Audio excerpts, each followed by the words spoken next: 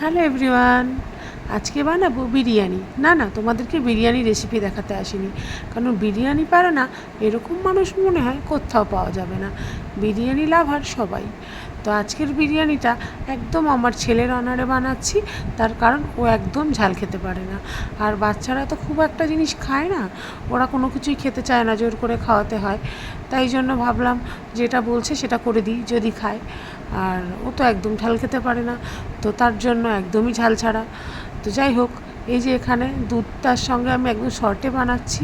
দুধের সঙ্গে আমি এখানে গোলাপ পানি, কেওড়া পানি, আরও যা যা আছে বিরিয়ানি ফ্লেভার মশলা অল্প করে মিশিয়ে নিয়েছি।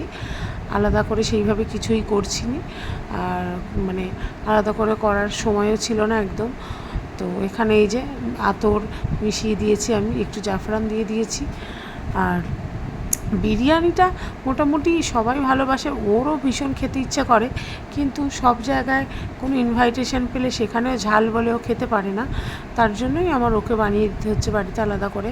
আর তোমাদের কাছে এরকম যদি কোনো সলিউশন থাকে যে ওকে কীভাবে আমি ঝাল খাওয়ানো অভ্যেস করব, সেটা একটু জানিও। আর এই যে আমার ছেলে, তুমি কোথায় গেছিলে এখন? মসজিদে কি করতে গেছিলে? নামাজ পড়তে। আজকে ফ্রাইডে তাই। আর এখন মামাম তোমার জন্য কি বানাচ্ছে? বিরিয়ানি আলু, তাই তো? চিকেন বিরিয়ানি বানাচ্ছে। সেটা কি তোমার জন্য কিভাবে বানাচ্ছে মামাম? আরেকবার বলো। ঝাল ছাড়া। তোমার জন্য মামাম ঝাল ছাড়া বানাচ্ছে, কারণ তুমি কি একদম ঝাল খেতে পারো না? দুষ্টুমি করো না। যাও, এই যে তুমি নামাজ পড়ে আসলে এটা তোমার গিফট, ঝাল ছাড়া বিরিয়ানি। ফোন দেওয়া হবে না, টাটা। এই যে চলে গেল দুষ্টুমি করে, ওর কথা হচ্ছে ফোন দাও ওকে।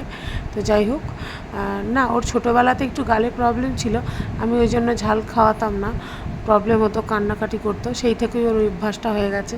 তো এখন কীভাবে অভ্যাস করবো আমি জানি না। তো তার জন্য আমাকে খুব সাফার করতে হয়, ওর জন্য সব কিছু আলাদা করতে হয়, ভীষণ সমস্যা। তো যাই হোক, এখানে এই যে ভাতগুলো দিয়ে ওর মধ্যে আলুগুলো দিয়ে একটু বেরেস্তা দিয়ে, তো ওর মধ্যে চিকেনটা ঢেলে দিয়েছি, দিয়ে উপর দিয়ে ভাত চাপা দিয়ে বসিয়ে দিয়েছি সিম্পলি। তো ওই যে ও যে ঝাল ছাড়া বলে যে ও যে খেতে পারবে, এটাই ভেবেই আমার ভালো লাগছে। আমাদের নাই বা খাওয়া হলো একটা দিন, ভালো করে খাবো তো অবশ্যই, কিন্তু ভালো করে হয়তো মজা লাগবে না। কিন্তু ওই যে বাচ্চারা খেলে মায়েদের শান্তি হয়ে যায়, তো সেটাই হচ্ছে কথা। আজকে যেহেতু ওর জন্য বানিয়েছি, তাই জন্য ও খেলেই আমার শান্তি।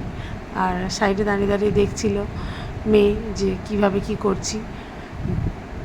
তো যাই হোক, তোমরা কীভাবে বাড়িতে বিরিয়ানি বানাও সেটা আমাকে বলো, আর কীভাবে বানালে টেস্টটা আরও বাড়বে সেটাও আমাকে জানিও, তাহলে আমিও সেটা ট্রাই করব যে কীভাবে বানালে জিনিসটা ভালো হয়।